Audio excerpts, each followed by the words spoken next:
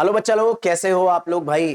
तो मुझे उम्मीद है आप सब लोग बहुत जम के पढ़ाई कर रहे होगे और आपकी प्रिपरेशन बहुत अच्छे से चल रही होगी। क्लास 12th फिजिक्स में हम लोग चैप्टर पढ़ रहे हैं रे ऑप्टिक्स, और आज से हम लोग एक बहुत ही इंपॉर्टेंट कॉन्सेप्ट के बारे में पढ़ना स्टार्ट कर देंगे, जो कि है रिफ्रैक्शन थ्रू थिन लेंसेस। इस टॉपिक के ऊपर बहुत अच्छे क्वेश्चंस हमारे एग्जाम के लिए बनते हैं, चाहे हम स्कूल एग्जाम्स के बारे में बात करें, हम बोर्ड एग्जाम के बारे में बात करें, या फिर कॉम्पिटिटिव एग्जाम के बारे में बात करें। बहुत ही अच्छे क्वेश्चंस आते हैं और बहुत ही सिंपल फंडे हैं, पर कई सारे मिसकंसेप्शन की वजह से इस पर्टिकुलर टॉपिक पर बच्चे कमांड नहीं कर पाते हैं और काफी ज्यादा प्रॉब्लम वो फेस करते हैं प्रॉब्लम सॉल्विंग में। तो इन्हीं सारी चीजों के ऊपर आज हम एकदम फंडामेंटल से, एकदम बेसिक से सारा डिस्कशन स्टार्ट करेंगे। मैं उन पॉइंट्स के बारे में बताऊंगा जहां पर बहुत सारी सिली मिस्टेक्स स्टूडेंट करते हैं, ताकि आप उसे अवॉइड कर पाए। तो without wasting any further time हम अपना आज का डिस्कशन स्टार्ट करते हैं। मेरा नाम है प्रभात और आज हम लोग बात करेंगे रिफ्रैक्शन थ्रू थिन लेंसेस के बारे में। सबसे पहले हम लोग ये अंडरस्टैंड कर लेते हैं थिन लेंस हम बोलते किसे हैं। तो अगर हमें यह समझना है कि थिन लेंस क्या चीज है, तो उसकी एक प्रॉपर डेफिनेशन हमें दी गई है और हम इस डेफिनेशन को फॉलो करके डिसाइड कर सकते हैं कि थिन लेंसेस क्या होता है। वैसे मुझे उम्मीद है आप सबने थिन लेंसेस एक्चुअली में देखे होंगे अपने बचपन में। आपने कई बार मैग्नीफाइंग ग्लास के साथ प्ले करा होगा। तो मैग्नीफाइंग ग्लास भी अपने आप में अगर आप समझो तो एक तरह का थिन लेंस ही है, ठीक है। तो थिन लेंस बनते कैसे हैं, ये उसकी डेफिनेशन हमें बताती है। और थिन लेंसेस हम अपने आसपास देखते रहते हैं और नाम से भी पता चल रहा है कि बहुत पतला सा लेंस होगा, ग्लास मटेरियल का बना हुआ, ठीक है। तो हम उसे बोल देंगे एक्चुअल में थिन लेंस। पर प्रॉपर डेफिनेशन क्या है, तो हम लोग दरअसल में थिन लेंस के बारे में ऐसा बोल सकते हैं कि एक थिन लेंस में दो रिफ्रैक्टिंग सरफेस होती है। अब ये अलग अलग टाइप की हो सकती है, कॉनकेव हो सकती है, कॉनकेव हो सकती है, प्लेन भी हो सकती है। दो रिफ्रैक्टिंग सरफेसेस होंगी और इनमें से एटलीस्ट एक को कर्व होना जरूरी है। अब कॉनकेव टाइप का कर्व हो, कॉन्वेक्स टाइप का कर्व हो, डजंट मैटर, बट एक को कर्व होना जरूरी है। और कई बार जब हम बात करते हैं इस मटेरियल की, जिस मटेरियल से लेंस बनाया जाएगा, तो उसका रिफ्रैक्टिव इंडेक्स उसकी सराउंडिंग के रिफ्रैक्टिव इंडेक्स से अलग होता है। हालांकि ये तो बस प्रॉब्लम सॉल्विंग के लिए एक बात होती है, लेकिन मोस्ट केस में हमें अगर लेंस के बारे में समझना है तो लेंस में बस क्या होना चाहिए, दो रिफ्रैक्टिंग सरफेस होनी चाहिए, यानी दो ऐसी सरफेस होनी चाहिए जहां से रिफ्रैक्शन हो सके, पर उनमें से एक को कर्व होना जरूरी है। देखो एक बात समझो, जो पतला सा ग्लास स्लैब होता है मेरे बच्चे, ठीक है, उस ग्लास स्लैब में भी तो दो रिफ्रैक्टिंग सरफेस होती है, एक यहां पर और एक यहां पर।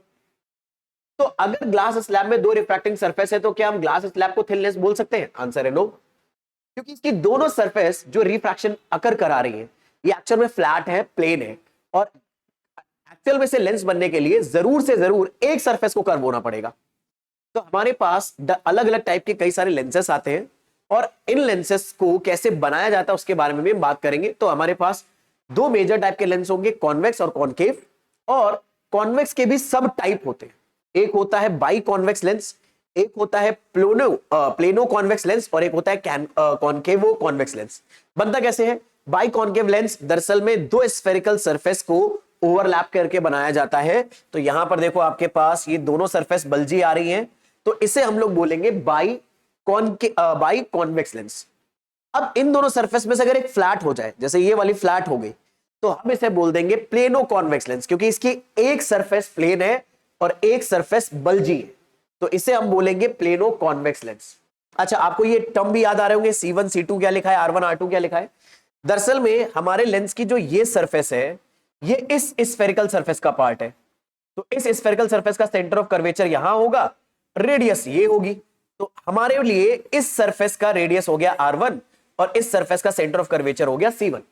पर अगर हम लोग इस सरफेस के बारे में बात करें, तो इस सरफेस का जो स्फीयर है वो लेफ्ट साइड पे कंप्लीट हो रहा है, तो सेंटर ऑफ कर्वेचर यहां आ जाएगा और इसके साथ साथ ये रेडियस ऑफ कर्वेचर आ जाएगा। तो रेडियस ऑफ कर्वेचर R2 ये सेकंड दरअसल में सरफेस के लिए लिखा हुआ है, और ये C2 सेकंड सरफेस का सेंटर ऑफ कर्वेचर है। तो ये टर्मिनोलॉजी भी आपको याद रखनी है, C1 C2 क्या है, R1 R2 क्या है, ये अच्छे से आपके दिमाग में होना चाहिए, ठीक है। ऐसे हमारे पास कॉनकेवो कॉन्वेक्स लेंस में दो स्फेरिकल सरफेस एक दूसरे को अंदर की तरफ से इंटरसेक्ट करती है। इसमें और इसमें फर्क क्या है, इन दोनों सरफेस के centre of curvature opposite side पर है, पर यहां पर दोनों के centre of curvature same side पे है। पर जो छोटी रेडियस का सर्किल है वो दरअसल में बड़ी रेडियस के सर्किल को बाहर की तरफ कट कर रहा है। आप ये नोटिस करो, छोटी रेडियस का सर्किल हमारे बड़े रेडियस के सर्किल को या बड़ी रेडियस के स्फीयर को बाहर की तरफ कट कर रहा है। ये हमारा बड़ा रेडियस का स्फेरिकल सरफेस है और ये हमारा छोटा रेडियस का स्फेरिकल सरफेस है। तो छोटी रेडियस का स्फेरिकल सरफेस जब भी बाहर की तरफ कट करेगा इस बड़ी रेडियस के स्फेरिकल सरफेस को, तो हम इसे बोलेंगे कॉनकेवो कॉन्वेक्स लेंस। ऐसे ही हमारे पास कॉनकेव लेंस आते हैं और ये भी तीन टाइप के होते हैं। एक होगा बाई कॉनकेव। बाई कॉनकेव का मतलब होता है इसकी दोनों साइड कॉनकेव है और ये तब बनेगा अगर दो स्फेरिकल सरफेस के बीच में आप एक क्या नाम है अलग रिफ्रैक्टिव इंडेक्स का मीडियम भर दो। तो ये हमारी बनी दरअसल में बाई कॉनकेव लेंस। इसकी दोनों साइड्स या दोनों सरफेसेस कॉनकेव है, इसीलिए इसे बाई कॉनकेव कह रहे हैं। बाई कॉनकेव का मतलब है दोनों सरफेस कॉनकेव होनी चाहिए। तो यहां पर ये हमारे पास बाई कॉनकेव आ रहा है। यहां पर भी देखो जो सेंटर ऑफ कर्वेचर है और जो रेडियस ऑफ कर्वेचर है वो इन दोनों सरफेस के लिए अलग अलग साइड पर है। ऐसे यहां पर भी प्लेनो कॉनकेव आ सकता है। प्लेनो कॉनकेव में एक सरफेस कॉनकेव होगी यानी अंदर की तरफ दबी हुई होगी अगर ऑब्जर्वर इसे यहां से देख रहा है, और दूसरी सरफेस बिल्कुल प्लेन होगी। और ये जो कर्व सरफेस है इसका तो सेंटर और रेडियस ऑफ कर्वेचर होगा, पर इस प्लेन सरफेस का नहीं होता। प्लेन सरफेस का रेडियस ऑफ कर्वेचर इनफाइनाइट होता है। क्यों? क्योंकि इमेजिन करो अगर एक ऐसा स्फीयर है जिसकी रेडियस इनफाइनाइट है तो उसका छोटा सा पोर्शन आपको फ्लैट दिखाई देगा। बिल्कुल वैसे जैसे अर्थ पर अगर आप अपनी किसी जमीन पर चल रहे हो तो आपको फ्लैट दिखती है। क्यों? क्योंकि अर्थ की जो रेडियस है या अर्थ का जो कर्वेचर है वो उस छोटे से सेगमेंट के कंपैरिजन में बहुत बड़ा है, तो वो छोटा सा सेगमेंट हमें कैसा दिखता है? बिल्कुल फ्लैट दिखाई देता है। यही बात यहां पर भी अप्लाई होती है कि जब हम बोलते हैं कि प्लेनो कॉन्वेक्स लेंस में ये प्लेन साइड है तो इसका रेडियस ऑफ कर्वेचर इनफाइनाइट है, तो यहां पर हम एक अजम्पशन ले रहे हैं कि एक बहुत बड़े स्फीयर का छोटा सा पार्ट अगर हम लेंगे तो वो हमें फ्लैट दिखाई देगा और बहुत बड़े से स्फीयर का रेडियस कैसा होगा? इनफाइनाइट होगा। ऐसे हम कॉन्वेक्सो कॉनकेव लेंस बना सकते हैं। इसमें जो छोटी रेडियस का स्फेरिकल पार्ट होगा वो अंदर की तरफ होगा और बड़ी रेडियस का स्फेरिकल पार्ट बाहर की तरफ होगा। तो बीच में जो हमारे लेंस की सरफेस बनेगी ये होगी कॉन्वेक्सो concave lens. I hope everyone is getting this idea. अब ये सारे लेंस एक्चुअल में यहां पर आपको स्फेरिकल सरफेस के साथ दिखाए गए थे ताकि आप आराम से अंडरस्टैंड कर पाओ मेरी जनता कि सेंटर ऑफ कर्वेचर इन सारे लेंस में कहां है और रेडियस ऑफ कर्वेचर क्या है और कहां पर है। और अब अगर हम इन लेंसेस को एक्चुअल में देखना चाहें तो वो ऐसे दिखते हैं। ये हमारा डबल कॉन्वेक्स लेंस हो गया या जिसे हम बाई कॉन्वेक्स भी बोलते हैं। आप डबल कॉन्वेक्स बोलो बाई कॉन्वेक्स बोलो, दोनों का मतलब सेम है। मैंने अक्सर देखा है कि बच्चे लैंग्वेज में ही कंफ्यूज हो जाते हैं। अगर आप सिर्फ बाई कॉन्वेक्स पढ़ते हो और क्वेश्चन में अगर अचानक से डबल कॉन्वेक्स आ जाए तो आप इतना दिमाग नहीं लगा पा रहे हो कि कई बार बाई का मतलब डबल ही होता है, तो दोनों चीजें सेम होंगी। तो अपना इतना दिमाग जरूर इस्तेमाल करो ताकि मेरी जनता आपसे आपके प्रॉब्लम सॉल्विंग में कोई भी दिक्कत ना है, क्योंकि नाम किसी चीज का कोई और पर्सन कुछ और बुला सकता है जब तक उसका मीनिंग सेम निकल रहा है। तो इन सारी प्रेजेंस ऑफ माइंड को आपको लेकर जाना है अपने एग्जाम की प्रिपरेशन में। और हो सकता है मेरी आवाज आपको बड़ी अजीब सी साउंड कर रही हो, एक्चुअल में मेरी थोड़ी सी तबीयत खराब है, ठीक है, तो इसीलिए आपको ऐसी आवाज आ रही होगी। तो आज के एक दो लेक्चर के लिए बेयर अप कर लेना। फिलहाल आगे बात करते हैं प्लेनो कॉन्वेक्स। तो हमें प्लेनो कॉन्वेक्स में एक साइड प्लेन दिखाई देगी और एक कॉन्वेक्स यानी बल्जी दिखाई देगी। एक हो जाएगा कन्वर्जिंग मेनिस्कस वाली लेंस यानी जिसे हम क्या बोलते हैं? कॉनकेवो कॉन्वेक्स। तो हमें इस तरह से दिखाई देगा। याद रखना कॉनकेवो कॉन्वेक्स को हम क्या भी बोलते हैं? कन्वर्जिंग मेनिस्कस लेंस भी बोलते हैं। सिमिलरली हमारे पास ये डबल कॉनकेव लेंस है, ये प्लेनो कॉनकेव लेंस है और ये डाइवर्जिंग मेनिस्कस है जिसे हम कॉन्वेक्सो कॉनकेव लेंस भी बोलते हैं। अब इन लेंसेस की कुछ पर्टिकुलर ऐसे बिहेवियर्स हैं लाइट रेस के रिस्पेक्ट में जिन्हें हमें स्टडी करना है, क्योंकि इन लेंस का काम क्या है? लाइट रेस को रिफ्रैक्ट कराना और अलग अलग जगह से आने वाली लाइट रेस से, अलग अलग ऑब्जेक्ट से आने वाली लाइट रेस को रिफ्रैक्ट कराकर एक पर्टिकुलर जगह पर इमेज बनाना। तो हम इन दरअसल में कन्वर्जिंग और डाइवर्जिंग लेंसेस, अच्छा एक बात बता दूं, ये जो कॉनकेव लेंस है, ये जो कॉन्वेक्स लेंस है, इन्हें कन्वर्जिंग और डाइवर्जिंग लेंस भी बोला जाता है। ऐसा क्यों बोला जाता है इसके बारे में अंडरस्टैंड कर लेते हैं। तो उसी को हम लोग यहां पर पढ़ेंगे कि कन्वर्जिंग और डाइवर्जिंग बिहेवियर क्या है इन दोनों लेंसेस का। अच्छा एक जरूरी बात, मोस्ट ऑफ द टाइम हम लोग एक्चुअल में जब लेंस के साथ डील कर रहे हो तो हो सकता है हम बाई कॉनकेव या बाई कॉन्वेक्स के साथ डील कर रहे हो, ठीक है, तो इसलिए जो रेफरेंस फिगर होंगे वो मोस्टली इसी के लिए बनाए जाते हैं। अब इनका कन्वर्जिंग और डाइवर्जिंग बिहेवियर क्या है उसके बारे में बात करते हैं। दरअसल में अगर आप ध्यान से देखो तो ये हमारे पास एक बाई कॉन्वेक्स लेंस है और मुझे उम्मीद है मेरी हर जनता ये बात अच्छे से समझ सकती है। आप इसे बाई कॉन्वेक्स बोलो या फिर मेरे प्यारे बच्चों डबल कॉन्वेक्स बोलो, दोनों का मतलब सेम है, कोई तो डिसएग्री नहीं करेगा, ठीक है। अब सुनना मेरी बात, अगर ये एक बाई कॉन्वेक्स लेंस है तो इसका एक बिहेवियर होता है, ऐसी लाइट रेज जो प्रिंसिपल एक्सिस के पैरेलल आ रही है। अब प्रिंसिपल एक्सिस क्या होती है इसके बारे में बात कर लेते हैं। ये जो बाई कॉन्वेक्स लेंस होता है इसका कोई ना कोई एक पर्टिकुलर सेंटर होगा जिसे हम लोग बोलते हैं मेरे प्यारे बच्चों ऑप्टिकल सेंटर।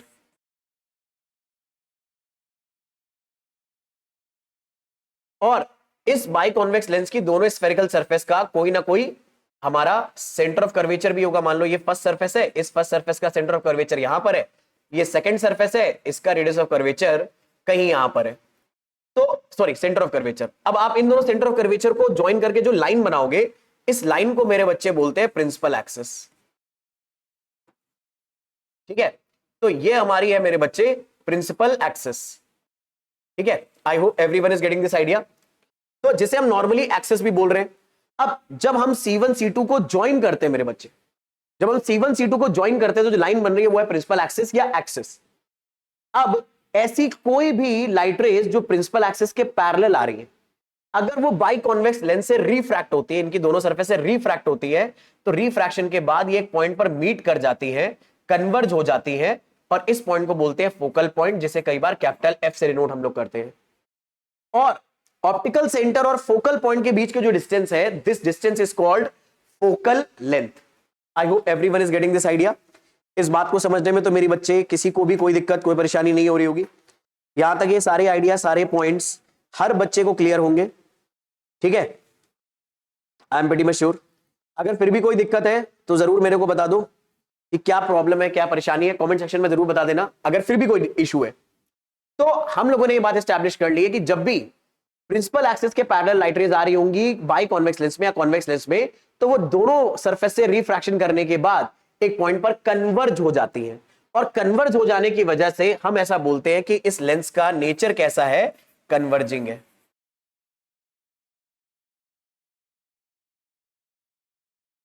लेकिन इसका उल्टा अगर हम ले ले मेरे बच्चे एक बाई कॉन्केव लेंस,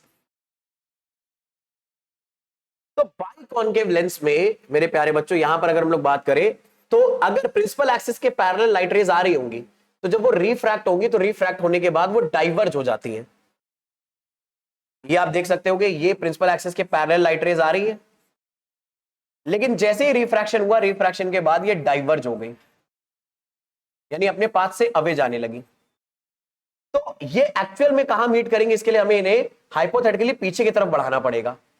तो ये एक्चुअल मीट नहीं कर रहे हैं, हाइपोथेटिकली में से पीछे बढ़ा रहे हैं, पर ये जहां पर भी मीट करते हुए अपीयर होंगी वो फोकल पॉइंट ही होगा। और ऑप्टिकल सेंटर से फोकल पॉइंट के बीच की डिस्टेंस को हम लोग बोलेंगे फोकल लेंथ, जिसे हम लोग स्मॉल f से डिनोट करते हैं।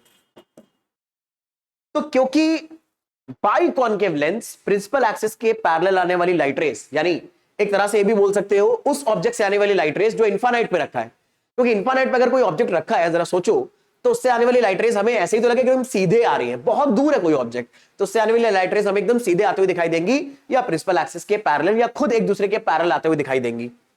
तो हम लोग इस लेंस को बोल सकते हैं डाइवर्जिंग लेंस, क्योंकि ये इस तरह की लाइट रेस को डाइवर्ज कर देता है रिफ्रैक्शन के बाद। तो एक और बात याद रखना, कॉन्केव लेंस का एक और नाम होता है डाइवर्जिंग लेंस, कॉन्वेक्स लेंस का एक और नाम होता है कन्वर्जिंग लेंस। ठीक है, अब सुनना, दरअसल में ये जो लेंस का बिहेवियर है कॉन्केव और कॉन्वेक्स का, जब इनसे आप मिरर बनाओगे तो ठीक उल्टा हो जाता है। यानी अगर हम कॉन्वेक्स मिरर के बारे में बात करेंगे तो वो डाइवर्जिंग हो जाएगा, और जब हम कॉन्केव मिरर के बारे में बात करेंगे वो कन्वर्जिंग हो जाएगा। मिरर में इन दोनों का नेचर अलग अलग हो जाता है, लेकिन लेंस में दोनों का नेचर अलग होता है। ठीक है, ये एक बहुत इंपॉर्टेंट बात है, इसके ऊपर थ्योरेटिकल क्वेश्चन बहुत आते हैं। और अगर आपने अभी कोई एग्जाम अपने हाल फिलहाल में रे ऑप्टिक्स का अगर दिया हुआ तो आपने देखा होगा कि हो सकता है वो आया हो, और हो सकता है वहां पे सिली मिस्टेक भी हो गई हो। तो इसे अवॉइड करने के लिए ये इंफॉर्मेशन अपने दिमाग में आपको बैठालना बहुत ज्यादा जरूरी है। ठीक है, चलो अब मेरे जनता आगे बात करते हैं। ये जो मैंने आपको बात बताई है फोकस वाली, इससे हम लोग इस एनिमेशन इस वीडियो के थ्रू भी देखते हैं। यहाँ पर अलग अलग टाइप के हमारे पास लेंस है, देखो ये प्लेनो कॉन्वेक्स लेंस है, ये बाई कॉन्वेक्स है, ये नॉर्मल ग्लास स्लैब है, इसकी कोई भी सरफेस कर्व नहीं है, तो ये कोई लेंस नहीं है, ये नॉर्मल ग्लास स्लैब है। ये हमारा एक पतला कम थिकनेस का प्लेनो कॉन्वेक्स लेंस है, और ये हमारा कॉन्केव लेंस है। हम देखेंगे ये पैरेलल आने वाली लाइट रेस का बिहेवियर कैसा है इन सब के अंदर। ठीक है, चलो फटाफट देखो, तो ये देखो इसने क्या कर दिया, एक पॉइंट पर कन्वर्ज कर दिया, देखा पैरेलल लाइट रेस को एक पॉइंट पर मीट करा दिया, कन्वर्ज करा दिया। हाँ उस पॉइंट पर मीट करने के बाद लाइट रे रुकेगी थोड़ी, आगे निकल जाएंगे, लेकिन कन्वर्ज तो हो रहा है, तो ये कन्वर्जिंग लेंस हो गया। ठीक है, दूसरा वाला बाई कॉन्वेक्स है, तो बाई कॉन्वेक्स ने भी कन्वर्ज कर दिया। पर नोटिस करो प्लेनो कॉन्वेक्स जो साइज में बड़ा है वो आगे कन्वर्ज कर रहा है लाइट रेस को, लेकिन ये लेंस जो साइज में इसके कंपैरिजन में छोटा है ये पास में ही कन्वर्ज कर दे रहा है। यानी दरअसल में लेंस के साइज का फोकस पॉइंट पर क्या होता है, डोमिनेशन होता है। फोकस पॉइंट कहां होगा और फोकल लेंथ कहां होगा, ये लेंस के साइज पे काफी ज्यादा डिपेंड करता है। फिर हमने ग्लास स्लैब ली, तो ग्लास स्लैब में बिहेवियर देखो, यार ग्लास स्लैब में तो कुछ ही नहीं हो रहा, ग्लास स्लैब में लाइट रेस सीधे निकल जा रही है, ऐसा क्यों? एक मिनट, यहां पर मैं बड़ा इंटरेस्टिंग चीज ये देखना चाहूंगा कि ग्लास स्लैब में जब लाइट रेस गई है तो ये लाइट रेस एकदम सीधे निकल गई है, बिना कहीं पर रिफ्रैक्ट हुए, बिना किसी पे ना कन्वर्ज हुए रही ना डाइवर्ज, ऐसा क्यों? तो इसके लिए आपको दरअसल में एक लाइट रे का बिहेवियर याद करना होगा, और ये बिहेवियर आपको प्रॉब्लम सॉल्विंग में भी बहुत हेल्प करता है। और बिहेवियर ये है मेरे प्यारे बच्चों कि अगर मान लो किसी भी सरफेस, मान लो ये कोई सरफेस है, इसके नीचे एक अलग रिफ्रैक्टिव इंडेक्स का मीडियम है, उसके ऊपर एक अलग रिफ्रैक्टिव इंडेक्स का मीडियम है, इस सरफेस में अगर कोई भी, अब आपको पता है इस सरफेस के इस पॉइंट को हम लोग, इस पॉइंट पर अगर कोई परपेंडिकुलर ड्रॉ करेंगे तो उसे बोलेंगे नॉर्मल, और नॉर्मल के अलोंग अगर कभी भी कोई भी लाइट रे आती है, नॉर्मल के अलोंग कभी भी कोई भी लाइट रे आएगी तो वो बिना डेविएट हुए एकदम सीधे निकल जाती है। इंसिडेंट रे ये हो गई रिफ्रैक्टेड रे, ऐसे ही हो रहा है। अब देखो इस पर्टिकुलर ग्लास स्लैब की ये सरफेस है, इसके इधर एयर है इधर ग्लास है, तो इस सरफेस के लिए ये सारी लाइंस एक्चुअल में नॉर्मल की तरह काम करेंगी, और अगर ये सारी लाइन नॉर्मल की तरह काम करेंगी और लाइट रे इसी के अलोंग आ रही है तो बिना डेविएट हुए सीधे निकल जाएगी। तो आपको एक बात याद रखना है, सरफेस के किसी भी पॉइंट पर लाइट रे अगर नॉर्मल के अलोंग आ रही है तो बिना डेविएट हुए सीधे निकल जाती है, बिना रिफ्रैक्शन, मतलब रिफ्रैक्शन तो होगा पर बिना डेविएट हुए अपने पाथ से सीधे निकल जाती है। इसीलिए ग्लास स्लैब में ऐसा हो रहा है। ठीक है, अच्छा ऐसे ही मेरे बच्चे अब आगे देखते हैं। अब देखो ये हम लोग और दूसरा एक लेंस ले रहे हैं, ये भी प्लेनो कॉन्वेक्स है, तो इसका फोकस तो बहुत दूर है, क्योंकि इसका देखो हमें दिख रहा है थिकनेस काफी कम है और साइज भी काफी बड़ा सा दिख रहा है। और ये अगर हमारा आ गया कॉनकेव लेंस, अब concave lens by concave type वाला है, देखते हैं इसका बिहेवियर कैसा है। देखो ये लाइट रेस को क्या कर रहा है, डाइवर्ज कर दे रहा है। तो ये जो डाइवर्ज लाइट रेस है, इमेजिन करो ये डॉटेड बढ़ाने पर पीछे की तरफ क्या करेंगी, मीट करेंगी। तो इसीलिए हमारे डाइवर्जिंग लेंस या बाई कॉनकेव लेंस का फोकस कहां मानते हैं हम लोग, एक्चुअल में इंसिडेंट लाइट रेस के तरफ ही मानते हैं, पीछे की तरफ मानते हैं।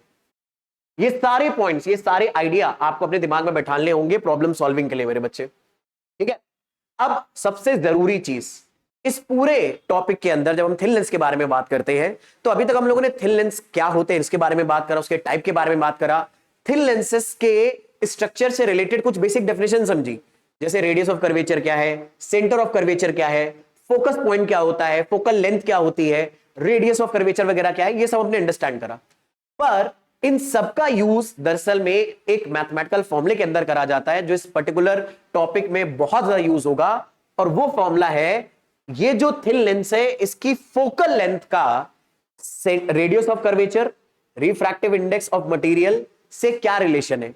अभी अभी मैंने आपको इस वीडियो में दिखाया कि सेम लाइट रे को एक अलग साइज का लेंस अलग पॉइंट पर फोकस कर रहा है, दूसरे साइज का लेंस दूसरे पॉइंट पर फोकस कर रहा है, तो फोकस पॉइंट बार बार चेंज हो रहा है तो फोकल लेंथ बार बार चेंज होगी। तो हम ये इंटरेस्टिंगली देखना चाहते हैं कि ये फोकल लेंथ किन चीजों पर डिपेंड करती है। तो उसके लिए फॉर्मूला ये आता है जिसे हम लोग लेंस मेकर्स फॉर्मूला भी बोलते हैं। ठीक है, और लेंसेस को बनाने में, हमारे जो आई ग्लासेस वगैरह होते हैं इसको बनाने में इसका काफी इस्तेमाल करा जाता है, इसीलिए इसे बोलते हैं लेंस मेकर्स फॉर्मूला।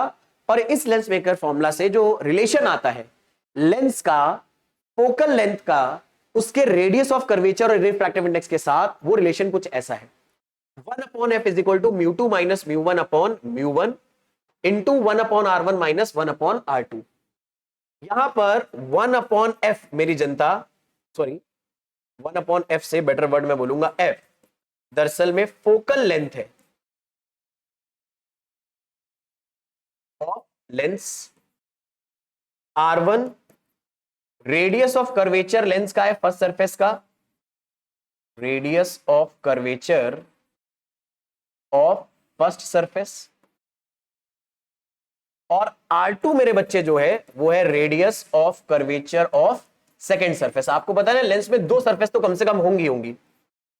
μ2 यहां पर रिफ्रैक्टिव इंडेक्स है ऑफ लेंस मटेरियल, और μ1 है refractive index of medium in which lens is kept.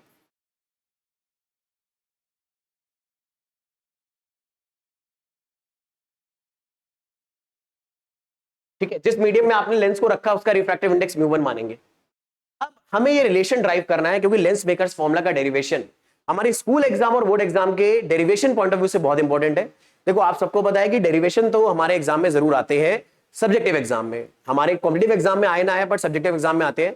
और देखो डेरिवेशन क्यों इंपॉर्टेंट है, मतलब कई बार बच्चे सोचते हैं कि यार हमारे सब्जेक्टिव एग्जाम में डेरिवेशन पूछे क्यों जा रहे हैं, तो मैं आपको उसके पीछे एक रीजन बताता हूं। दरअसल में फिजिक्स को अंडरस्टैंड करने का सबसे one of the best way is कि आप उसमें इस्तेमाल होने वाले डेरिवेशन को खुद से कर पाओ। मतलब आप उन डेरिवेशन को जब इस्तेमाल करते हो, कई बार उनको प्रैक्टिस करते हो, तो खुद आपका दिमाग चलता है कि किस तरह से चीजें कनेक्ट होती हैं, और यही कनेक्शन आपको फिर प्रॉब्लम सॉल्विंग में एस्टैब्लिश करने होते हैं। तो फिजिक्स को लर्न करने का अगर आप किसी भी फिजिक्स के टीचर से तरीका पूछोगे तो आपको अपने तरीकों में वो कई सारे अगर पॉइंट बताएगा तो उसमें एक पॉइंट जरूर होगा कि अलग अलग टाइप के जो डेरिवेशंस आ रहे हैं उन पर जितना आप कमांड कर सकते हो वो जरूर करने की कोशिश करो, क्योंकि ये आपकी दिमाग में कोरिलेशन बैठालता है चीजों के बीच में, और ऐसे ही कोरिलेशंस हमें प्रॉब्लम सॉल्विंग में चाहिए होते हैं। तो जो बच्चे ये बोलते हैं ना अक्सर कि सर फिजिक्स के न्यूमेरिकल नहीं बन रहे हमसे, बट हमें थ्योरी आती है, हमसे कॉन्सेप्ट आते हैं, ऐसा नहीं होगा मेरे बच्चे। अगर कॉन्सेप्ट आते होते तो न्यूमेरिकल जरूर बनने होते। कॉन्सेप्ट में कहीं ना कहीं आप लैग कर रहे हो। कॉन्सेप्ट सुनना एक अलग बात है और समझना एक अलग बात है। कॉन्सेप्ट आपने सुना है, आपको उसके लैंग्वेज के बारे में पता है, ठीक है, तो इसका ये मतलब नहीं कि आपको समझ में आ गया है। वो समझ में कैसे आएगा, उसमें रिलेटेड जो नाना प्रकार के डेरिवेशन है वो आप जरूर खुद से करिए। मतलब आप ऐसे बैठे बैठे सोचते, अगर आपको कमांड हो गया है किसी डेरिवेशन पे, तो आप ना एक दिन ऐसे बैठे बैठे खुद सोचो कि यार मैंने डेरिवेशन करा था, ऐसे करा था, ये करा था, वो करा था, तो कनेक्शन बैठने लगेंगे अपने आप। और एक बात बता दूं, देखो एक मतलब फैक्ट है ये, आप जिन चीजों के बारे में जितना ज्यादा सोचोगे, जितना ज्यादा उसके साथ कनेक्ट करोगे, वही चीजें आपको उतना ज्यादा आएंगी। अगर लेट्स से आप अपना टाइम सोशल मीडिया पे बहुत ज्यादा इन्वेस्ट कर रहे हो और वहीं कहीं के बारे में सारी चीजें सोच रहे हो, तो आपको वही सारी चीजें ज्यादा पकड़ में आती है कि ये इंस्टाग्रामर ये कर रहा है, ये सोशल मीडिया इन्फ्लुएंसर ये वाला काम कर रहा है, ये सर ये दिखा रहे हैं। तो आप जिन चीजों के बारे में परमानेंट सोचोगे वही चीजें आप ज्यादा इंटरकनेक्ट भी कर पाते हो। तो इसी चीज को हमें एज स्ट्रेंथ भी प्ले करना है। एज स्ट्रेंथ कैसे प्ले करना है कि हम सोचे ही उन चीजों के बारे में जो हमारे लिए बड़ी इंपॉर्टेंट है। हम ये सोचे ये डेरिवेशन कैसे हुआ, ये कॉन्सेप्ट कैसे आया। तो आप ऐसा अगर करते रहोगे तो आपका पहली बात तो थोड़ा सा और बहुत सारी कॉग्निटिव एबिलिटीज भी डेवलप होंगी जो भी सब्जेक्ट आप पढ़ रहे हो उसके साथ साथ। और देखो आने वाले टाइम में हमें जब भी हम करियर की तरफ अपने मूव करेंगे तो इन सारी कॉग्निटिव एबिलिटीज, इन सारे स्किल्स का, इंटरकनेक्शंस बैठाने का बहुत ज्यादा यूज आता है हमारी करियर ग्रोथ में। तो ये अभी से अगर हैबिट डाल लोगे तो आपको आगे बहुत ज्यादा हेल्प मिलेगी। बट इनफ ऑफ द ज्ञान, आगे काम की बात करते हैं, ठीक है। चलो अच्छा, ये सब भी मैंने पता है, मैं अपना इतना ज्ञान दे तो दे रहा हूं। जब मैं क्लास 11-12 में था तो मैं भी बड़ा कम फॉलो करता था। तो ज्ञान देने का मतलब क्या होता है पता है, एक्चुअल में आपने सुना होगा कि आदमी ज्यादा सक्सेसफुल हो जाता है जो दरअसल में अपनी गलतियों से सीखने के साथ साथ दूसरे की गलतियों से भी सीखे। तो आपने नोटिस करा होगा जितने भी टीचर हैं जो आपकी बहुत केयर करते हैं वो आपको अपनी ऐसी मिस्टेक्स बताते रहते हैं, ऐसा ज्ञान बहुत सारा बताते रहते हैं। तो कई बार बच्चों को लगता है यार कितना ज्ञान ले, ज्ञान तो हमें बहुत मिल रहा है, ठीक है। तो रीजन समझो उस ज्ञान के पीछे का क्या है। रीजन ये है कि कोई भी पर्सन अगर आपको कोई ज्ञान देता है तो उसकी अपनी पर्सनल मिस्टेक्स होती हैं वो, और वो ज्ञान के फॉर्म में उसे दे रहा है ताकि आप उसकी मिस्टेक्स को जानो और ऐसी मिस्टेक्स आप रिपीट मत करो ताकि आप उस पर्सन से ज्यादा जल्दी सक्सेसफुल हो पाओ। तो इसीलिए टीचर आपको अक्सर ये ज्ञान देते रहेंगे, मैं भी आपको ये ज्ञान देता रहूंगा। और अगर ज्ञान पसंद आया तो भाई सबसे पहले तो वीडियो को लाइक कर देना, और अगर चैनल को अभी तक सब्सक्राइब नहीं करा है तो चैनल को सब्सक्राइब कर लो, बेल आइकन प्रेस कर लो ताकि ये सारे नोटिफिकेशन जो नए नए वीडियोस के आ रहे हैं आप तक पहुंचते जाएं। और बहुत ही जल्दी मेरी कोशिश रहेगी कि ये सारे वीडियोस ऐप पर, हम लोग पर्टिकुलर ऐप पर भी काम कर रहे हैं अभी धीरे धीरे, कि ऐप पर भी आ जाए ताकि फिल्टर बड़ा आसान हो जाए, ठीक है। आपने नोटिस करा होगा यूट्यूब पे कई बार डिस्ट्रैक्शंस हो जाते हैं बहुत सारे पढ़ते पढ़ते टाइम, कि आप इधर एक वीडियो देख रहे हो, बगल में कोई और वीडियो भी आ रहा है, वहां पे कुछ मजेदार चल रहा है, ठीक है, मान लो कैरी का वीडियो आ गया, किसी और का वीडियो, आपके मतलब जो आपका फेवरेट गेमर है उसका भी वीडियो बगल में आ गया, तो आप उसको देखने चले गए, या मान लो आपको जो म्यूजिक पसंद है उसका कोई वीडियो आ गया तो आप उस पर चले गए और डिस्ट्रैक्शन आ गया। तो हमारी कोशिश होगी कि ये सारा का सारा मटेरियल, ये सारा का सारा कंटेंट उस ऐप पर जल्दी पहुंच जाए। तब तक आप इस तक अगर कनेक्ट होना चाहते हो तो मेरे सारे सोशल मीडिया लिंक्स आपको डिस्क्रिप्शन में दे रखे हैं, ताकि आप उस तक कनेक्ट हो पाओ। कोई भी अपनी प्रॉब्लम्स है, कोई भी अपना इशू है, तो आप मेरे साथ जरूर डिस्कस कर पाओ। फिलहाल क्वेश्चन को आगे बढ़ाते हैं, आइडिया को आगे बढ़ाते हैं। तो अब ये डेरिवेशन हम लोग करने वाले हैं लेंस मेकर्स फॉर्मूला का, हमारे एग्जाम के पॉइंट ऑफ व्यू से बहुत ज्यादा इंपॉर्टेंट है। चलो कहानी क्या है, सबसे पहले फिगर आपको बनाना होगा। फिगर कैसे बनाओगे, आपने क्या करा, एक बाई कॉन्वेक्स लेंस बना दिया, आपने इसकी प्रिंसिपल एक्सिस पे एक पॉइंट ऑब्जेक्ट ले लिया, पॉइंट ऑब्जेक्ट से दो लाइट रेज आप निकालोगे, एक निकालोगे जो दरअसल में ऑप्टिकल सेंटर से पास हो रहा होगा। अब एक लाइट रे प्रिंसिपल एक्सिस के अलोंग जा रही होगी, ऑप्टिकल सेंटर से पास होगी, और दूसरी लाइट रे आप एक सर्टेन पॉइंट पर बढ़ा दोगे। अब ये लाइट रे जैसे ही लेंस की पहली सरफेस पे किसी पॉइंट पर इंटरसेक्ट करेगी, तो अब ये म्यू1 मीडियम के रिफ्रैक्टिव इंडेक्स से म्यू2 मीडियम के रिफ्रैक्टिव इंडेक्स में जाने वाली है। ठीक है, म्यू2 रिफ्रैक्टिव इंडेक्स के मीडियम में अब ये जाने वाली है, तो ये रिफ्रैक्ट होगी। पर रिफ्रैक्शन करने के लिए हमें नॉर्मल तो चाहिए होगा। और एक बात बताओ, एक स्फेरिकल सरफेस का नॉर्मल की खास बात क्या होती है? जैसे मानो ये, एक मिनट, काफी ज्यादा बड़ा बन गया, इतना बड़ा बनाना नहीं चाहिए। अगर मान लो ये छोटा सा हमारे पास स्फीयर है, तो स्फीयर के इस पॉइंट पर अगर मेरे को एक नॉर्मल ड्रॉ करनी है, ये बात मैंने पहले भी वीडियोस में बताया, फिर बता रहा हूं, अगर आपको एक स्फेरिकल सरफेस के पॉइंट पर नॉर्मल ड्रॉ करनी है, तो एक्चुअल में हम नॉर्मल सीधे ड्रॉ नहीं करते, पहले इस पॉइंट पे टेंजेंट ड्रॉ करते हैं। इस टेंजेंट का जो परपेंडिकुलर होगा, इस टेंजेंट पर जो परपेंडिकुलर लाइन होगी वो नॉर्मल होगा। और अब इस नॉर्मल की खास बात होती है, क्योंकि हम लोगों ने क्लास 10th में मैथ के अंदर सर्किल टॉपिक के अंदर ये पढ़ा है कि किसी भी पॉइंट पर अगर हम टेंजेंट ड्रॉ करते हैं, तो उस टेंजेंट पर वो लाइन अगर हम रेडियस से ज्वाइन कर दें, ठीक है, या सेंटर से ज्वाइन कर दें, तो जो रेडियस आएगी ये हमेशा टेंजेंट के साथ 90 डिग्री एंगल बनाती है। यानी सर्किल के या स्फीयर के किसी भी पॉइंट पर टेंजेंट अगर आप ड्रॉ करो और उस टेंजेंट को आप सेंटर से ज्वाइन कर दो, सेंटर से, तो सेंटर से इस पॉइंट तक की डिस्टेंस रेडियस होगी, तो रेडियस जो लाइन है वो टेंजेंट के साथ 90 डिग्री एंगल बनाएगी, और नॉर्मल भी टेंजेंट के साथ 90 डिग्री एंगल बना रही है। तो इसका मतलब है ये दोनों एंगल मेरे प्यारे बच्चों 90 डिग्री ही होने वाले हैं। और अगर दोनों एंगल 90 डिग्री होने वाले, इसका मतलब ये लाइन सेम है, यानी नॉर्मल एक्चुअल में रेडियस के अलोंग आने वाली है, और वो पक्का कहां से पास होगी? सेंटर ऑफ सर्किल से, सेंटर ऑफ स्फीयर से, या इस केस में सेंटर ऑफ कर्वेचर से। तो एक बात याद रखना, स्फेरिकल सरफेस का कर्व पॉइंट पर जब भी आप एक नॉर्मल ड्रॉ करोगे तो वो सेंटर से जरूर पास होगा। ये चीज आपको मेरे बच्चे यहां पर दिखाई भी गई है। इस पॉइंट पर नॉर्मल हमने ड्रॉ करा, तो ये नॉर्मल देखो पीछे C1, यानी ये जो हमारी फर्स्ट सरफेस है, इस फर्स्ट सरफेस के सेंटर ऑफ कर्वेचर से पास हो रहा है। और अब लाइट रे इंसिडेंट एंगल आई बना रही है, रिफ्रैक्ट होगी, और रिफ्रैक्ट होने के बाद थोड़ा सा इस तरफ चली जाएगी और इसे मिल जाएगी दूसरी सरफेस। अब दूसरी सरफेस से भी रिफ्रैक्शन होगा, तो दूसरी सरफेस पे अगर आपको नॉर्मल ड्रॉ करा आपने, तो ये दूसरी सरफेस के सेंटर ऑफ कर्वेचर से पास होगा, जो कि पीछे की तरफ है। और अब लाइट रे रिफ्रैक्ट होने के बाद आगे चली गई, पर वो लाइट रे जो प्रिंसिपल एक्सिस के पैरेलल आ रही है, बिना डेविएट हुए सीधे जा रही है। ऐसा क्यों? क्योंकि अगर आप सोचो, प्रिंसिपल एक्सिस खुद किस पॉइंट से जरूर पास होगी? दोनों सेंटर ऑफ कर्वेचर से। और सेंटर ऑफ कर्वेचर से पास होने वाली जो लाइंस होती है स्फेरिकल सरफेस के किसी भी पॉइंट पर, वो पक्का क्या होंगी? नॉर्मल। यानी P1 और P2 पॉइंट पर हमारा जो प्रिंसिपल एक्सिस है वो खुद काम करेगा नॉर्मल की तरह।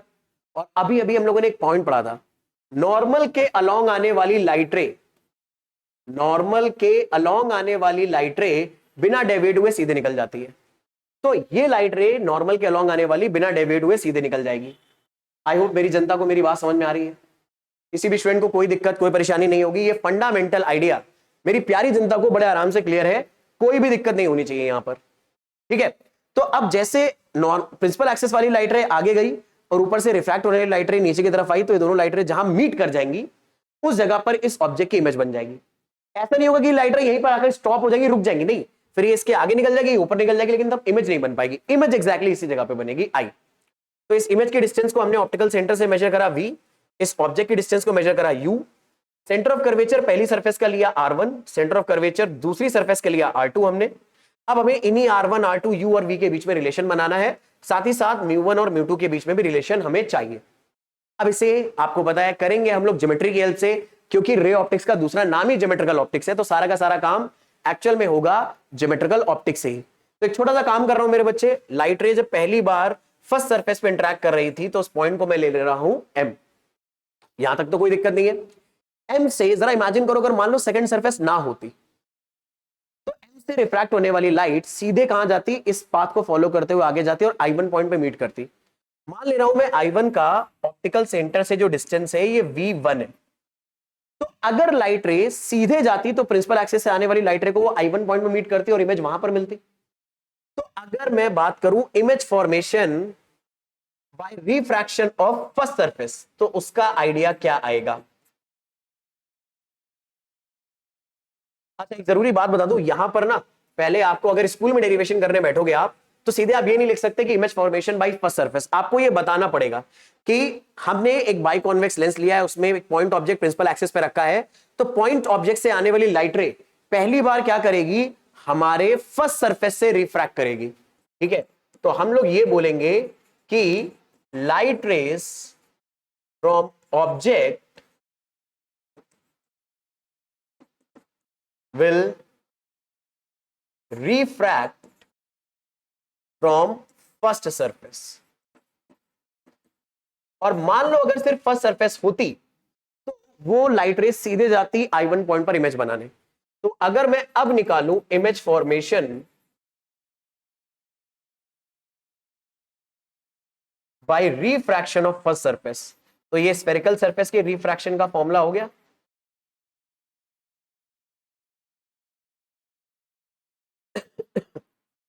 I am really sorry. तो हम लोगों ने पढ़ा था फॉर्मूला, स्फेरिकल सरफेस से रिफ्रैक्शन कैसे, पिछली क्लास में ही पढ़ा है, और अगर नहीं आता है तो यहां आई बटन पे मैं लिंक दे दूंगा, वहां से पढ़ लेना। ठीक है, फॉर्मूला ये आ जाएगा कि लाइट रे मीट कर रही है म्यू2 मीडियम में, और इमेज जो बन रही है वो V1 पोजीशन में बन रही है।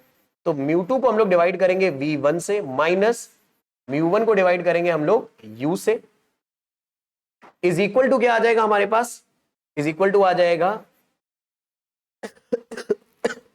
सॉरी थोड़ी सी तबियत खराब है इसलिए प्रॉब्लम है। तो हमारे पास इज इक्वल टू में आ जाएगा म्यू2 माइनस म्यू1, और इस स्फेरिकल सरफेस का रेडियस ऑफ कर्वेचर कितना है, R1। इस फॉर्मूले को मैं अगली स्लाइड पर जरा दोबारा से लिख लेता हूं। हम लोगों ने ये ड्राइव करा फर्स्ट रिफ्रैक्शन की वजह से mu two upon V1 minus mu one upon U will be equal to mu two minus mu one upon R1। Let's say this is equation number 1। अब अगर मान लो सेकंड सरफेस ना होती तो लाइट रे कहां जाती, I1 पर इमेज बनाने, पर क्योंकि सेकंड सरफेस है तो एक्चुअल इमेज कहां बन रही है, I पर। तो अगर हम सेकंड सरफेस के रिफ्रैक्शन के बारे में बात करें तो हम यहां पर I1 को ट्रीट करेंगे as virtual object. Virtual object क्यों ट्रीट करेंगे, क्योंकि ये इस सिचुएशन में इमेज एक्चुअल तो बन नहीं पा रही ना, रिफ्रैक्शन तो दूसरी सरफेस से भी हो गया और एक्चुअल इमेज तो यहां बन रही है, पर इस दूसरी सरफेस को जो लाइट रे आते हुए दिख रही है वो ये वाली लाइट रे दिख रही है, और हम बोल सकते हैं ये लाइट रे एक तरह से I1 से आ रही है। अब कई बच्चे कहेंगे सर I1 की तरफ जा रही थी, आ रही कैसे मानोगे? तो आप याद करो, हम लोगों ने इस चैप्टर में सबसे पहले एक टॉपिक पढ़ा था कि लाइट का एक बहुत ही इंपॉर्टेंट लॉ होता है, लॉ ऑफ रिवर्सिबिलिटी। लाइट दरअसल में जिस पाथ को फॉलो करते हुए जा रही है उसी पाथ को फॉलो करते हुए वापस भी आ सकती है अगर सेम एंगल पर आप उसे भेजो। तो आप अगर ये बोल सकते हो कि लाइट रे यहां से रिफ्रैक्शन के बाद I1 की तरफ जा रही है, तो मान लो I1 से अगर मैं कोई लाइट रे भेजूं तो इसी पूरे फिनोमेना को फॉलो करने के लिए वो इसी पाथ को फॉलो करते हुए आएगी। तो हम यहां पर अब I1 को ट्रीट करेंगे एज वर्चुअल ऑब्जेक्ट। तो ये वाली बात याद रखना कि एक बहुत इंपॉर्टेंट आइडिया होगा, I1 will be treated as virtual object for second refraction।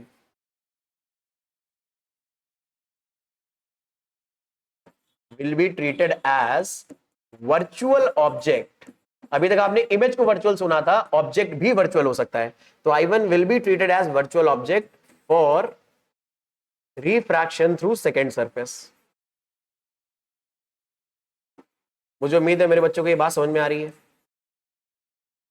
और अगर ये बात समझ में आ रही है तो फटाफट, अच्छा एक जरूरी बात बहुत इंपॉर्टेंट, इस डेरिवेशन के दौरान अभी मैं कोई भी साइन कन्वेंशन फॉलो नहीं कर रहा हूं, मैं सिर्फ फॉर्मूला फॉलो कर रहा हूं। क्योंकि मैं एक ही डेरिवेशन से सारे फॉर्मूले ड्राइव करना चाहता हूं। तो एक ही डेरिवेशन से सारे फॉर्मूले ड्राइव करने के लिए हमने ऐसा पाया है कि अगर बिना साइन कन्वेंशन के डेरिवेशन करूं तो एक ऐसा फॉर्मूला आ जाता है जो हर केस में वैलिड होगा, बट जब भी आप उसे अप्लाई करोगे न्यूमेरिकल के अंदर, सिचुएशन के अंदर, तो आपको साइन कन्वेंशन फॉलो करने हैं। और साइन कन्वेंशन क्या है वो भी हम डिस्कस करेंगे, पर पहले फॉर्मूला ड्राइव कर लेते हैं। तो हमारे पास अब अगर I1 को हम लोग वर्चुअल ऑब्जेक्ट की तरह ट्रीट करें और हम लोग निकाले रिफ्रैक्शन सेकंड सरफेस से क्या होगा, तो उसका फॉर्मूला आ जाएगा। अब इमेज बन रही है म्यू1 मीडियम में, ये म्यू1 मीडियम में इमेज बन रही है और इमेज की डिस्टेंस कितनी है v, माइनस म्यू2 मीडियम में हमारा हमने इमेजिन करा था वर्चुअल ऑब्जेक्ट रखा हुआ है और उसका पोजीशन क्या था v1 इज इक्वल टू, यहां पर फॉर्मूले में वही आ जाएगा हमारे पास। अब की बार म्यू1 माइनस म्यू2 अपॉन r1 आएगा हमारे पास, तो म्यू1 माइनस म्यू2 अपॉन r2 आ जाएगा, क्योंकि सेकेंड मीडियम का जो रेडियस ऑफ कर्वेचर है वो r2 है। ये हो गया इक्वेशन नंबर 2। कुछ नहीं करना, बस अब इन दोनों इक्वेशन को ऐड कर दो। एक बात याद रखना, यहां पर म्यू2 माइनस म्यू1 है क्योंकि लाइट रे म्यू1 मीडियम से म्यू2 में जा रही है। यहां पर म्यू1 माइनस म्यू2 है क्योंकि लाइट रे एक्चुअल में म्यू1 मीडियम में आई है और म्यू2 मीडियम से चली थी। ठीक है, यहां म्यू2 मीडियम में गई है, म्यू1 से चली थी, यहां पर म्यू2 से चली थी, म्यू1 में गई है। लाइट रे जिस मीडियम में हम मान रहे जा रही है उस मीडियम के रिफ्रैक्टिव इंडेक्स में से माइनस करेंगे जहां से वो हमने माना था स्टार्ट हो रही है। अब इन दोनों को हम लोग ऐड कर दें, अगर ऐड इक्वेशन 1 एंड 2 मेरे बच्चे, तो क्योंकि मेरे प्यारे बच्चे बहुत समझदार है वो ये देख लेंगे यहां पर भी म्यू2 अपॉन v1 लिखा है जो पॉजिटिव है और यहां पर म्यू2 अपॉन v1 लिखा है जो नेगेटिव है। ऐड करोगे तो लेफ्ट हैंड साइड में दोनों टर्म कैंसिल आउट हो जाएंगे और मेरी प्यारी जनता अपने पास जो बचेगा वो म्यू1 अपॉन v पॉजिटिव बचेगा और म्यू1 अपॉन u नेगेटिव बचेगा। तो म्यू1 अपॉन v पॉजिटिव बचा और म्यू1 अपॉन u नेगेटिव बचा। राइट हैंड साइड पे मेरी प्यारी जनता इसमें से ये टर्म माइनस करेंगे तो ये आ गया म्यू2 minus mu one upon r1 minus यहां पर म्यू1 माइनस म्यू2 अपॉन r2 आ जाएगा।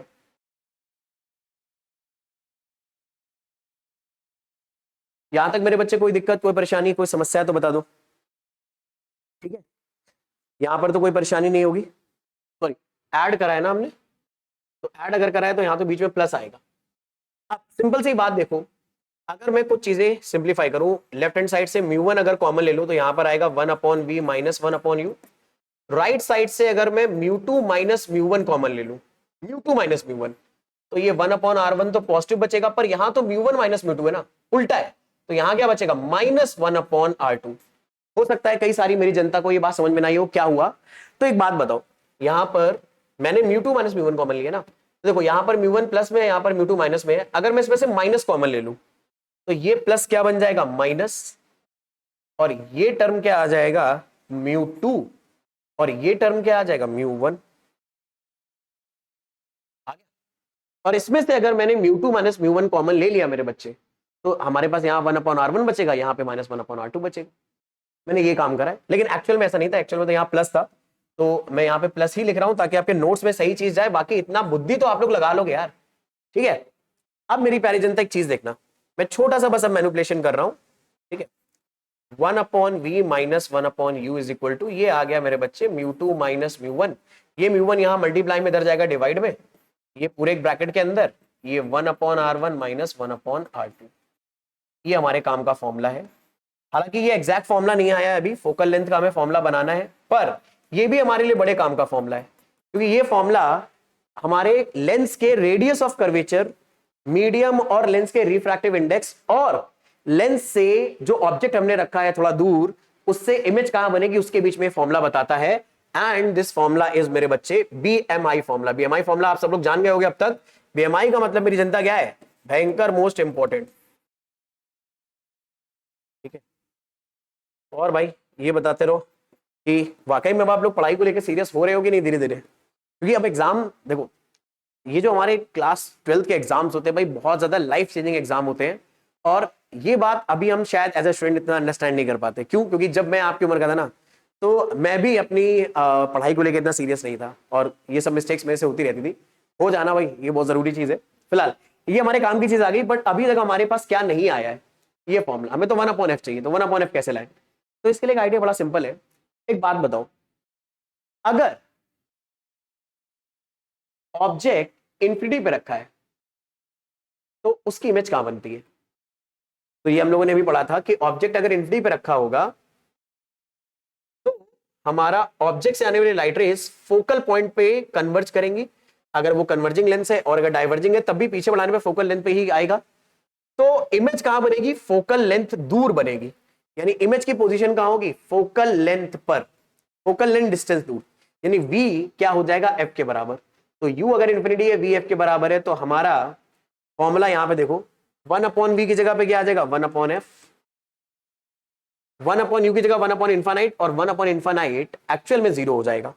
यहां पर हम अजम्पशन ले रहे हैं कि 1/इनफिनिटी की तरफ टेंड कर रहा है, इनफिनिटी की तरफ कोई टेंड अगर चलेगी चीज तो उसका रेसिप्रोकल 0 होगा। और यहां पर फॉर्मूला आ जाएगा μ2 माइनस μ1/μ1 1/r1 माइनस 1/r2। तो ये आ गया हमारा वही डेरिवेशन QED आ गया। ठीक है, तो ये भी हमारे लिए बड़ा इंपॉर्टेंट फॉर्मूला है, इसे ध्यान रखना। बाकी इस फॉर्मूले में एक छोटा सा मॉडिफिकेशन आप कर सकते हो कि अगर हम लोगों ने लेंस को रखा हुआ है, if lens is kept in air, यानी μ1 1 है, ठीक है, तो और μ2 यानी जो कि लेंस का रिफ्रैक्टिव इंडेक्स है उसे हम लोग म्यू मान ले रहे हैं, तो हमारे पास अब जो फॉर्मूला आ जाएगा मेरे बच्चे 1/f जो कि किसके भी बराबर है? 1/b minus 1/u। उसका फॉर्मूला क्या हो जाएगा? μ2 की जगह मेरे प्यारे बच्चे क्या रख दे? μ2 की जगह म्यू रख दे और μ1 की जगह 1 रख दे। μ2 को हमने म्यू माना है, μ1 को 1 माना है, तो म्यू माइनस 1 साथ में मल्टीप्लाई में आएगा 1 माइनस r1 माइनस 1/r2।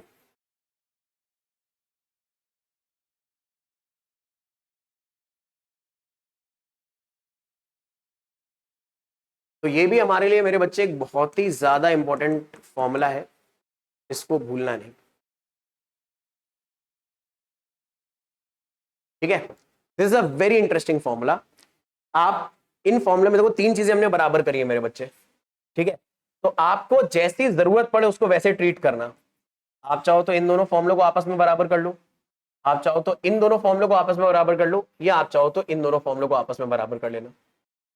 जैसी भी जरूरत हो उसके हिसाब से काम कर लेना। मैंने आपको सारा हथियार दे दिए, असला बारूद दे दिया, अब आप अपने हिसाब से काम करते रहना। आपको देखो यहीं पर दिमाग चलाना होता है कि किन चीजों को आपस में रिलेट करके प्रॉब्लम के अकॉर्डिंग हमें काम करना है। ठीक है, पर यह फॉर्मूला एक बात याद रखना, एक कंडीशन स्पेसिफिक फॉर्मूला है ये। यहां पर लेंस एक्चुअल में किसके अंदर रखा है? एयर में रखा हुआ है। किसी और मीडियम में होगा तो कहानी अलग रहेगी। ठीक है, चलो फिलहाल अपने बात को आगे बढ़ाते हैं। और मैंने आपको बताया था लेंसेज के साथ भी जब हम काम करेंगे तो दरअसल हमें साइन कन्वेंशन फॉलो करना होगा। क्यों करना पड़ता है साइन कन्वेंशन, पहले तो ये बताता हूं आपको ना। ये बहुत बार आप सुनते होंगे कि जब भी ऑप्टिक्स पढ़ो साइन कन्वेंशन फॉलो करो, ऑप्टिक्स पढ़ो साइन कन्वेंशन फॉलो करो, न्यूमेरिकल सॉल्व करो, साइन कन्वेंशन फॉलो करना है। क्यों करना है? एक्चुअल में ऑप्टिक्स के जितने भी डेरिवेशन हम बनाते हैं मेरे बच्चे, ये कोऑर्डिनेट ज्योमेट्री के बेसिस पर बनाते हैं। और कोऑर्डिनेट ज्योमेट्री हमेशा किसको फॉलो करती है? साइन कन्वेंशन को। पर जब भी हम लोग ऑब्जेक्ट की डिस्टेंस, इमेज की डिस्टेंस लेते हैं तो वो डिस्टेंस ले रहे हैं हम, डिस्टेंस हमेशा पॉजिटिव आएगी, पर हमें एक्चुअल में उनकी डिस्टेंस नहीं, हमें उसका कोऑर्डिनेट चाहिए। तो कोऑर्डिनेट के लिए तो साइन कन्वेंशन बनाने पड़ेंगे ना, तो इसलिए साइन कन्वेंशन हम बनाते हैं। और आइडिया ये होता है कि मान लो आप जिस ऑब्जेक्ट को स्टडी करना चाहते हो, जिस ऑब्जेक्ट से इमेज जो बन रही है रिफ्रैक्शन के बाद वगैरह, अगर आप उसकी पोजीशन वगैरह में रिलेशन निकालना चाहते हो तो साइन कन्वेंशन ऐसा होगा, आप ये देखो ऑब्जेक्ट से जाने वाली लाइट रे कहां जा रही है।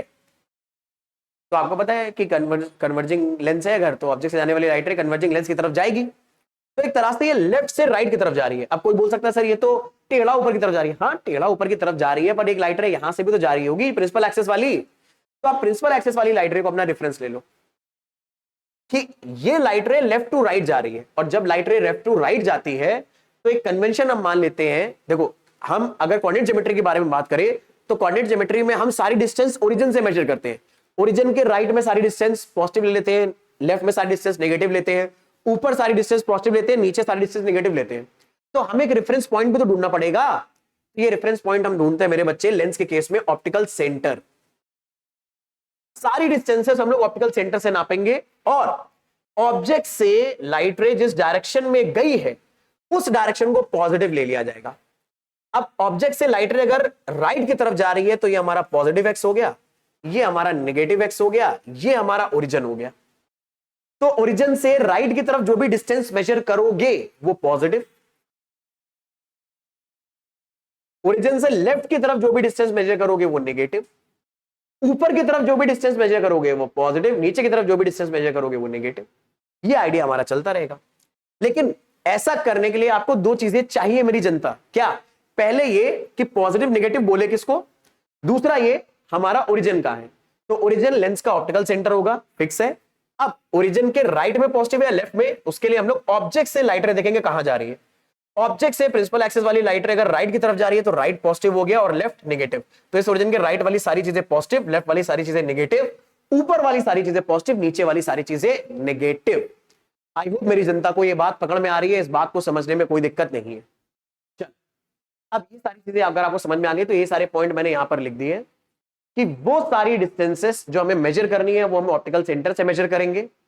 Distances measured in the same direction as incident light. Incident light जो है ऑब्जेक्ट से आने वाली लाइट रे की डायरेक्शन में हम लोग ऑप्टिकल सेंटर से जो भी डिस्टेंस मेजर करेंगे वो पॉजिटिव होगी, अपोजिट में जो मेजर करोगे वो नेगेटिव होगी। हाइट ऊपर की तरफ मेजर करोगे तो पॉजिटिव होगी, नीचे की तरफ मेजर करोगे तो नेगेटिव होगी। ठीक है, अब ये बातें अगर हमने समझ ली है तो एक क्वेश्चन भी करते हैं ताकि हमें समझ में आए इतना टाइम हमने जो इन्वेस्ट करा है क्या हमारे लिए फ्रूटफुल रहा है, क्या हम सीख पाए हैं कुछ। तो क्वेश्चन आपके सामने एक बार रीड करो, फिर इसको सॉल्व करना। मैं स्क्रीन से हट रहा हूं ताकि आप एक बार आराम से क्वेश्चन को रीड कर पाओ बिना किसी प्रॉब्लम के। ठीक है, फटाफट क्वेश्चन क्या बोल रहा है। एक बाई कॉन्केव लेंस है जिसका फोकल लेंथ, बाई कॉन्वेक्स बोल दिया है, मतलब उसकी दोनों सरफेस कॉन्वेक्स है। फोकल लेंथ 50 सेंटीमीटर है, रेडियस ऑफ कर्वेचर एक का दूसरे से डबल है। कह रहा है find the radius of curvature if the refractive index of the lens material is 2। तो मेरे बच्चे, मुझे उम्मीद है आपको सिचुएशन तो अंडरस्टैंड हो रही है। हमें गिवन कुछ ऐसी चीज है, अगर मैं ध्यान से देखूं, हमारे पास एक बाई कॉन्वेक्स लेंस है, ये बाई कॉन्वेक्स लेंस की फर्स्ट सरफेस है और ये बाई कॉन्वेक्स लेंस की सेकंड सरफेस है। हमें ये गिवन है कि पहली सरफेस का रेडियस ऑफ कर्वेचर, मतलब एक सरफेस का रेडियस ऑफ कर्वेचर दूसरे से डबल है। तो R1 अगर R है तो R2 2R हो जाएगा। मतलब मैं इस सेकंड वाली सरफेस को, रेडियस ऑफ कर्वेचर को बड़ा मान रहा हूं। इसके साथ साथ हमें लेंस का रिफ्रैक्टिव इंडेक्स पता है 2 और फोकल लेंथ ऑफ लेंस पता है 50 सेंटीमीटर। ये सब हमें गिवन है और हमें फाइंड क्या करना है। What we need to find, we need to find, I am sorry, radius of curvature. मतलब यही R की वैल्यू निकालनी है, R1 एंड R2 निकालने। R1 एंड R2 निकालने के लिए हमें R चाहिए बेसिकली में। तो प्रॉब्लम में एक वेरिएबल है तो इसको सॉल्व करने के लिए एक इक्वेशन बनानी है। अब ये इक्वेशन कहां से बनेगी, तो हमें इन चारों चीजों में रिलेशन पता है। इन चारों चीजों में हमें जो रिलेशन पता है, सोल्यूशन में अगर हम लोग बात करें तो हम बोल सकते हैं कि 1/f इज इक्वल टू, अब देखो लेंस किस मीडियम में रखा है ये कहीं गिवन नहीं है। और आपको एक बात बताता हूं, जब कभी भी ये ना गिवन हो कि लेंस किस मीडियम में है तो हम ये मतलब पहले से अज्यूम करके चलते कि लेंस एयर में रखा होगा। जब एयर में रखा होगा तभी मीडियम देने की जरूरत नहीं है, अदरवाइज मीडियम तो हमें दिया जाएगा। तो हम लोग ये बात अज्यूम कर रहे हैं lens is kept in a medium, तो हम सीधे एयर वाला फॉर्मूला, लेंस जिस मीडियम में केप्ट है वो एयर है, तो सीधे एयर का जो फॉर्मूला है वो हम इस्तेमाल कर लेते हैं। 1/f is equal to mu minus 1/1/r1 minus 1/r2। अब मेरे बच्चे ध्यान से सुनो, फोकल लेंथ अपने को गिवन है। अब अक्सर बच्चे क्या करते हैं, सारी वैल्यू दनादन यहां पुट करके आंसर निकालने की कोशिश करते हैं और कई बार यहीं पर उनके आंसर गलत हो जाते हैं। क्यों? क्योंकि ये सारी वैल्यूज यहां पर रखनी तो है पर डिस्टेंस है, ये आपको रखने इनके कोऑर्डिनेट्स है, तो इसका मतलब है साइन कन्वेंशन फॉलो करना पड़ेगा। तो देखो कॉन्वेक्स लेंस का फोकस हमेशा राइट साइड की तरफ होता है और ऑप्टिकल सेंटर से राइट की तरफ अगर हम लोग माने कि ऑब्जेक्ट से आने वाली लाइट रे या इंसिडेंट लाइट रे राइट की तरफ आ रही थी तो सारी डिस्टेंस पॉजिटिव होगी, तो फोकल लेंथ तो पॉजिटिव लोगे मेरे बच्चे। म्यू को आप यहां 2 रख दो, R1। अब जरा R1 के बारे में सोचो, ये हमारे बाई कॉन्वेक्स लेंस की फर्स्ट सरफेस है, ये जो मैं व्हाइट कलर से बना रहा हूं। फर्स्ट सरफेस का रेडियस कहीं राइट की तरफ होगा और फर्स्ट सरफेस का रेडियस ऑफ कर्वेचर अगर राइट की तरफ है तो R1 को पॉजिटिव लेंगे। R1 की वैल्यू हमें R दे रखी है तो हम पॉजिटिव ले लेंगे R माइनस R2। जरा नोटिस करो, R2 का मतलब है सेकेंड सरफेस की रेडियस। इसका कलर चेंज कर लेते हैं, और ये समझते हैं कि मेरे प्यारे बच्चों हम इसे मान रहे हैं सेकंड सरफेस। अगर इसे, अच्छा एक बात बता दो, फर्स्ट और सेकंड आप किसी को भी मान सकते थे, बट यूजुअली क्या होता है, हम लोग लेफ्ट में अपने ऑब्जर्वर को मान रहे हैं यहां पर, तो ऑब्जर्वर जो सरफेस देखेगा वो पहली सरफेस होगी और उसके आगे वाली सरफेस सेकंड सरफेस होगी। तो हम लोग इस सरफेस को सेकंड अगर माने तो इसका रेडियस ऑफ कर्वेचर यहां से कहीं बनेगा और R2 इधर आएगा। तो ये डिस्टेंस अगर आप मेजर कर रहे हो तो लेफ्ट की तरफ मेजर कर रहे हो, और लेफ्ट में जो भी डिस्टेंस मेजर करोगे इसका कोऑर्डिनेट साइन कन्वेंशन के अकॉर्डिंग नेगेटिव आएगा। तो इस R2 को आप नेगेटिव लोगे, यानी यहां पर आप -2R डालोगे अपने फॉर्मूले में मेरे बच्चे। यही सबसे बड़ा कैच है। अब इसके बाद तो प्रॉब्लम हलवा है। 1/50, 2 - 1 1 ही बचेगा, ये आ गया 1/r, माइनस माइनस मल्टीप्लाई करा प्लस आ गया 1/2r।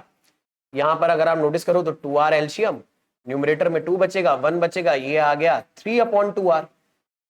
अब रेसिप्रोकल कर दो तो 50 इज इक्वल टू क्या आ जाएगा, 2r/3, 2 से 50 कैंसिल, तो ये आ गया मेरे बच्चे, आई एम सॉरी 25, 25 में 3 का मल्टीप्लाई कर दो तो r आ जाएगा मेरे बच्चे 70। अब अगर r आ गया तो r1 और r2 भी आ ही जाएगा, ठीक है भाई, r1 हो गया r, r2 हो जाएगा 2r, यानी एक 75 और एक 150। I am pretty much sure ये आइडिया मेरे बच्चों को समझ में आ रहा है, और कई बच्चों ने तो ये क्वेश्चन बना भी लिया होगा बिना किसी दिक्कत के। चलो अपने डिस्कशन को अब आगे बढ़ाते हैं मेरे बच्चे। This is a very nice question again. हमसे कह रहा है कि radius of curvature of each face of by concave lens. अब की बार हम डील कर रहे हैं कॉनकेव लेंस के साथ। अच्छा एक बात बता दूं मेरे बच्चे कि कई बार जब मेरे पास स्टूडेंट आते हैं ये बताने के लिए कि सर हमने बहुत मेहनत करी है, जो उन्होंने करी भी होती है, और उन्होंने बहुत मेहनत करके ना फिजिक्स के बहुत सारे कॉन्सेप्ट हो गए, फंडे हो गए, फॉर्मूले हो गए, सब अच्छे से अंडरस्टैंड करे होते हैं और कई बार अपने दिमाग में बैठाले भी होते हैं, ध्यान भी रखे होते हैं, बट फिर भी उनसे न्यूमेरिकल नहीं बनते। कहते हैं हमसे न्यूमेरिकल में सर कई बार मिस्टेक हो जाती है, कई बार आइडिया कनेक्ट नहीं कर पाते कि न्यूमेरिकल कैसे बनेगा। तो अगर आपने, पहली बात तो जो थ्योरी है उस पर कमांड अच्छे से करा हुआ है, पहली बात ये मतलब कंडीशन ये फुलफिल हो जानी चाहिए। अगर आपने थ्योरी पे कमांड करा है बट फिर भी न्यूमेरिकल अगर नहीं बन रहा, ठीक है, तो उसके पीछे कई रीजन हो सकते हैं, लेकिन जो मैं प्राइमरी कॉज बता रहा हूं, मतलब ये बहुत ज्यादा सिचुएशन में होता है कि जब आप न्यूमेरिकल पढ़ते हो तो आपका सारा ध्यान जो मैथमेटिकल डेटा है उस पे होता है और क्वेश्चन की लैंग्वेज पे नहीं। पर आपको एक बात बता देता हूं, क्वेश्चन को लैंग्वेज कई बार हमें समझा देती है कि पूछ क्या रहा है क्वेश्चन। तो जब हमारा लैंग्वेज पे पूरा ध्यान नहीं होता तो हम वो चीज मिस कर जाते हैं कि क्वेश्चन पूछना क्या चाह रहा है। और जब तक आप अपने दिमाग को क्लियर इंस्ट्रक्शन नहीं दोगे कि सवाल क्या है, तब तक आपके दिमाग में स्टोर कॉन्सेप्ट्स को आपके न्यूरॉन्स कनेक्ट करके ये भी नहीं बता पाएंगे कॉग्निटिव एबिलिटीज के थ्रू कि उसको सॉल्व कैसे करना है। बात समझ रहे मेरी? तो इसीलिए मैं मतलब ये बात बहुत ज्यादा अपने बच्चों से बोलता हूं, आपसे भी बोल रहा हूं, हमेशा मेरे बच्चे एज अ गुड स्टूडेंट आप इंप्रोवाइज करो अपनी रीडिंग और अंडरस्टैंडिंग स्किल्स। ट्रस्ट मी, अगर आपने अपनी रीडिंग और अंडरस्टैंडिंग स्किल्स पर काम करना शुरू कर दिया, आप खुद एक्सपोनेंशियल ग्रोथ देखोगे अपने मार्क्स के अंदर। इसीलिए तो आप देखो न्यूमेरिकल्स नहीं हो रहे बट थ्योरी आती है, उसके पीछे कई बार रीजन है कॉन्सेप्ट या न्यूमेरिकल को हम ढंग से पढ़ नहीं रहे। तो अब देखो यहां पर हमने पढ़ लिया कि हाँ भाई बाई कॉनकेव लेंस है, ग्लास है जिसका रिफ्रैक्टिव इंडेक्स 1.5 है, और इसके साथ साथ radius of curvature by concave lens का दोनों हमें दे रखा है 30, यानी R1 R2 दोनों ही क्या है हमारा 30 है। आगे कह रहा है calculate the focal length of the lens in air. अब देखो यहां तो अब तो ये हलवा हो गया प्रॉब्लम आपके लिए मेरे बच्चे। बस एक बात याद रखना, हम डील कर रहे हैं मेरे बच्चे बाई कॉनकेव लेंस के साथ, तो सुनते जाना मेरे बच्चे, सुनते जाना। बाई कॉनकेव लेंस का ये रेडियस ऑफ कर्वेचर R1 है, ये रेडियस ऑफ कर्वेचर R2 है। R2 कहां पड़ेगा? राइट में, तो R2 को मेरे बच्चे आप लोगे पॉजिटिव। R1 किधर पड़ रहा है? लेफ्ट में, आप इसे कैसा लोगे? नेगेटिव। सेम बात यहां पर होती है, ये R1 किधर पड़ रहा है? राइट में, तो आपने पॉजिटिव लिया। ये R2 किधर पड़ रहा है? लेफ्ट में, तो आपने इसे नेगेटिव लिया। तो ये R1 R2 के साइन कैसे लेने इसको याद रखना। बाकी कॉन्वेक्स लेंस का फोकस लेंथ पॉजिटिव लेते हैं और कॉनकेव का फोकल लेंथ नेगेटिव लेते हैं, क्योंकि मेरे बच्चे ये आएगा किस तरफ? लेफ्ट की तरफ आएगा ना, डाइवर्जिंग लेंस होने की वजह से। साइन कन्वेंशन ध्यान रखना जरूरी है। बाकी अब तो क्वेश्चन आपके लिए बड़ा आसान हो गया। रिफ्रैक्टिव इंडेक्स 1.5 ले लो, एयर है तो फॉर्मूला एयर वाला चला देंगे। R1 R2 दोनों मेरे बच्चे 30 हैं, पर R1 को हम लोग -30 लेंगे और R2 को हम लोग +30 लेंगे। ये वाली बात याद रखना, ठीक है। ये बहुत इंपॉर्टेंट आइडिया है। बाकी मुझे उम्मीद है सारी चीजें आपको पता है, फोकल लेंथ निकालना है निकाल लोगे, फॉर्मूला लगा लोगे, ठीक है। अब मैं कर नहीं रहा, मुझे उम्मीद है मेरे बच्चों पे भरोसा है, इतना तो आप कर लोगे और सिली मिस्टेक अब नहीं करोगे। हाँ, सारी वैल्यू मैं आपके लिए भी रख दे रहा हूं। 1/f म्यू की जगह मेरे बच्चे आप रखोगे 1.5 -1। R1 मेरे बच्चे आप कितना रखोगे? -30। ये बात ध्यान रखना, R1 मेरी जनता आप रखोगे -30, माइनस R2 की जगह रखोगे आप +30। इसको सॉल्व कर लेना, you will get your answer of the focal length. Focal length कैसी आएगी? नेगेटिव आएगी, क्यों? देखो ये नंबर तो पॉजिटिव ही आने वाला है। 0.5 मतलब 1/2। आप ज्यादा ज्यादा 30 का अगर एलसीएम लोगे तो माइनस माइनस प्लस हो गया, -2 बना लेगा। -2 से 50 काटा, -1/15 आ गया। 15 × 2 30, ये 1/f आया, तो फोकस आ गया आपका 15 × 2 30 हो गया -30। अब -30 आने के पीछे रीजन क्या है? -30 के पीछे आने का रीजन ये है कि दरअसल में फोकल लेंथ कॉनकेव लेंस की नेगेटिव आनी चाहिए। और फॉर्मूले में अगर अभी आपने यहां पर f को पहले से नेगेटिव नहीं रखा है, देखो कई बार बच्चे दो तरह की मिस्टेक करते हैं। मिस्टेक क्या मतलब, आप दिमाग लगा रहे हो, मिस्टेक नहीं कर रहे हो।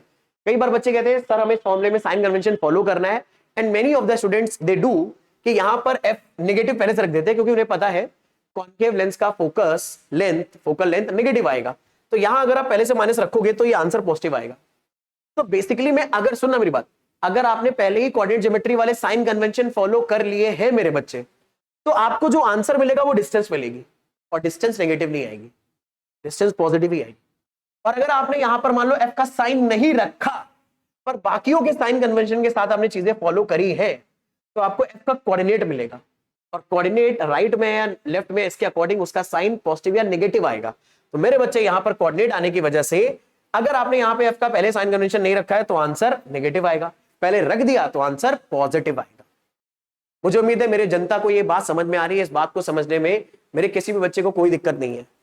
फिर भी अगर दिक्कत है तो मैंने आपको बताया, मुझ तक रीच आउट करने के सारे सोशल मीडिया लिंक आपको डिस्क्रिप्शन में दे रखे हैं। कमेंट सेक्शन में मुझे टैग करके आप अपना कोई डाउट पूछ सकते हो, ठीक है। मुझे जैसे ही टाइम मिलेगा मैं पूरी कोशिश करूंगा कि आपका ये पर्टिकुलर डाउट सॉल्व करा जाए। अच्छा, आप चाहो तो डाउट मेरे टेलीग्राम चैनल पे भी पूछ सकते हो। टेलीग्राम चैनल का लिंक भी मैं डिस्क्रिप्शन में दे दूंगा, ठीक है। या कोशिश करेंगे, मतलब देखो थोड़ा सा मैं वीडियो एडिटिंग वगैरह सीख रहा हूँ, ठीक है। तो हो सकता है अगर मैं तक आ गया तो मैं सोशल मीडिया लिंक जो अपना उसका है, क्या नाम है, टेलीग्राम का, वो आपको फ्लैश भी करके दे दूं, ठीक है। तो करना वहां पर आप डाउट पूछ सकते हो। बाकी अदरवाइज आप सोशल मीडिया पर अलग अलग तरीकों से मेरे तक रीच आउट कर सकते हो। उसके सारे लिंक आपको डिस्क्रिप्शन में दे रखे हैं। फिर एक नेक्स्ट क्वेश्चन ये है हमारे पास, ठीक है, इसको बनाते हैं आराम से। देखो क्या है नेक्स्ट क्वेश्चन। क्वेश्चन मुझसे कह रहा है the radius of curvature of the two faces of a double convex lens are 10 centimetre and 15 centimetre. तो जैसे ही आपको मेरे बच्चे डबल कॉन्वेक्स लेंस दिखा, यानी दोनों साइड कॉन्वेक्स है, तो ये रेडियस ऑफ कर्वेचर R1 अगर 10 ले रहे हैं तो +10 ले लेंगे, और ये रेडियस ऑफ कर्वेचर यानी सेकंड, ये फर्स्ट फेस हो गया, सेकंड फेस हो गया, सेकंड फेस का जो रेडियस ऑफ कर्वेचर है R2, ये लेफ्ट की तरफ आ रहा है तो उसे नेगेटिव ले लोगे -15। मेरी प्यारी जनता ये बात पकड़ में आई।